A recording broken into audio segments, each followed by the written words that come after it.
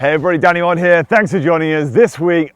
Is there a difference between your iron swing and your driver swing? You probably think so, wouldn't you? You're out on the golf course, you can hit your driver well sometimes, but for some reason you can't hit your irons, or vice versa. You're hitting your irons really well, but you can't hit your driver. Why is that the case? Well, there's certainly a difference in the way you should set up to both of them. And there's also a slight difference in the way you should approach the golf swing. In this week's training, I'm going to give you exactly how to set up to both. I'm going to give you some swing things that you can do for both your iron and your driver swing, and a couple of drills and a special bonus that will really help. Before we get into the video though, if you're new to the channel and this is one of your first videos, consider subscribing.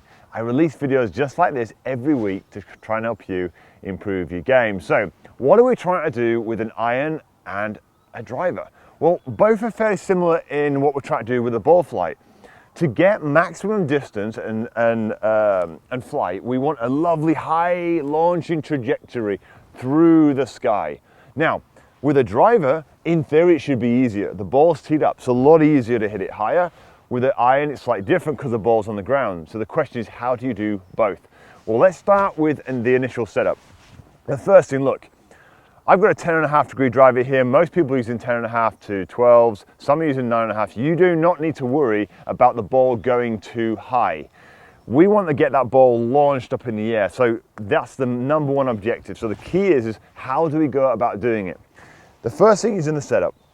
If you want to get the ball launching up into the sky here, what's going to help here is we're going to get the ball positioned off the heel of the lead foot here. We don't want it back here. We want, in a sense, our body's in a position, in a sense, to get, watch this, good exercise for you here, actually, it's just a tip forward here. This gets the body in an angled position to get that ball launched up in the air.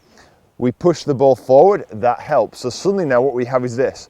We have the club head, we have the handle behind the club head, and we have the head behind the handle. Now, the other thing I've done with the driver setup here is you'll notice that my feet they're not narrow, they're slightly wide. By moving this right foot back here, it helps me to drop the right shoulder and get behind the golf ball. All factors that are going to help me, get that ball or hit that ball up here. I'll also find at times that my weight is possibly favoring the back foot slightly, but what I'm not doing here, some people mistake this by trying to sit back here. That's not what we're after. Notice how I've done this. I've simply tipped forward and now I'm ready to strike the driver here.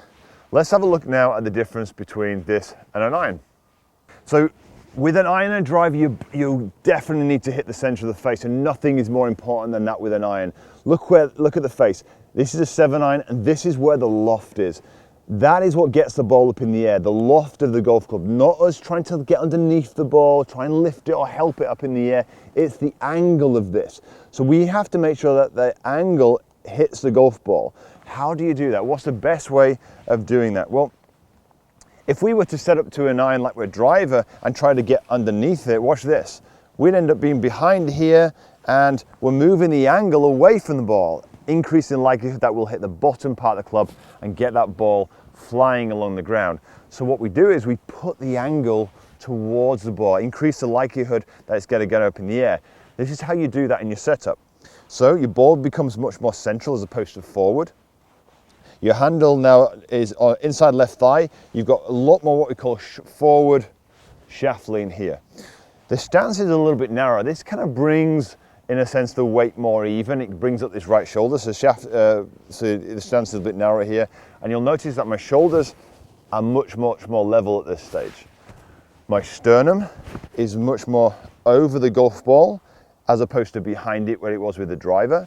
And all this is, in a sense, getting me now to have a very different type of impact, a different type of strike. Let me explain. So with a driver, we're trying to launch the ball up off the tee because we can, because it's on a tee. With an iron, we can't hit up, so we have to hit slightly more down. I want you to imagine this. A driver is like a plane, the impact through impact, should I say, a driver is like a plane taking off. An iron shot is like a plane coming in and just landing. So let's show you the difference. So watch this. A driver is like a plane taking off i.e. the club face, the plane taking off. And an iron is like the plane coming down and then landing. Now it's not coming down and just crashing, it's coming down and landing, so there becomes this gliding effect. I've got a couple of great drills which will really help with this in a second, but that's the image I want you to look for. All right, let's now look at the drills to help you hit both of these really, really well. So you've got yourself set up with driver. You kind of realize now that what we're trying to do is we want the driver to be like the club head to be like a plane taking off. We want it to go up through the ball. So that we want to kind of have some exercises that make that simple or great visuals. Well, just stick a T-peg in front of the golf ball here, probably about 6 to 8 inches.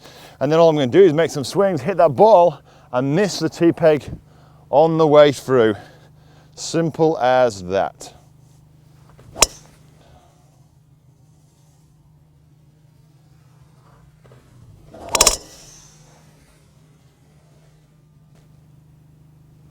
Lovely towering, launching trajectory, that's going to go a real decent distance.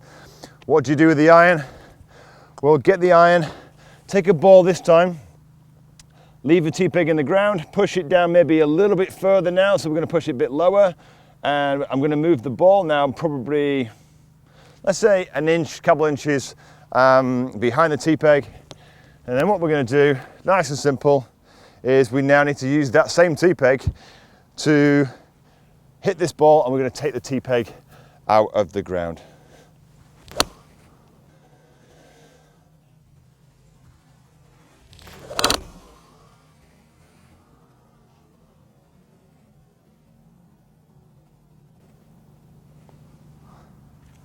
As you can see, I've taken the T-peg out of the ground, I've hit the ball, I've made a turf, and I've got this lovely pure strike. Simple as that. Now, let's have a look at a bonus video which will really, really help, particularly when you're out on the golf course. A great course tip. Such a simple one for you, this exercise. So every tee on a golf course generally is a raised, and there's always a slope leading up to it. Well, before you get on the next tee, if you want to learn how to feel that plane taking off with a driver, look at this. I'm on an upslope here where my right foot is a lot lower than my left. I'm hitting up the slope.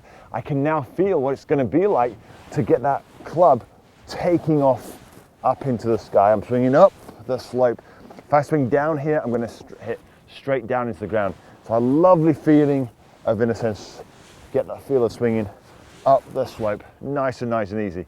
And all you do with an iron is reverse it. So with an iron look, have a look at this. The reverse is true. I'm now going to get the sensation the plane is coming in to land here, and my weight is favoring my lead foot here, my left foot, and I'm swinging down and through. Great way to get the sensation of, in a sense, swinging and hitting those irons. It's a super simple one. Up slope to feel the driver, down slope to feel the irons. Works really, really well. So before I get into the summary, I put a free driver course down in the description below, which you can access completely for free. It goes into slightly more depth into the setup, how you can be more accurate with driver, and how you can generate stacks more club head speed as well. That driver course is free for you down below, so go and check it out. But in summary, what have we done today? Well, with a driver, you want to imagine the plane is taking off, launching up into the sky. With an iron, you want to imagine the plane is coming down and landing through impact. How do you do that? How do you make sure that I increase the likelihood that's going to happen with your driver? Well, you push the ball forward so it's opposite the inside heel of your lead foot. You put the handle behind the ball, your head behind the handle, and you have a slightly wider stance here so you can drop that trail shoulder here in a position to launch that ball up in the air. That's how you start off with a driver. With an iron, you got to remember that it's the loft that gets the ball up in the air, not you. So you've got to increase the likelihood that that's going to happen. You're going to do that by moving the ball slightly back in your stance, creates much more shaftling, hands opposite inside left thigh here. You're narrowing up your stance, you're leveling off your shoulders a little bit here, and then the image in your mind is to be coming up and down here like the plane's landing. And don't forget to use the special simple exercise you can do on the side of a tee, where basically you get the feeling just if you're particularly, it's a great way to actually kind of, before you actually go and hit the tee shot, is to get on that tee, get a feel of hitting up, and if you've been struggling with your iron play, just before, have a little bit of practice, go on the down slope of the tee, and just get the sensation of that plane coming down this way. It will really, really help. Of course, if you enjoy the training, make sure you give it a thumbs up and share it with some people who may struggle with either their driver or their iron play. It will really, really help. And of course, look, if you're new to the channel, this is one of your first videos, press that subscribe button. I'd love to help you out next week. But until next week, have a great golfing week.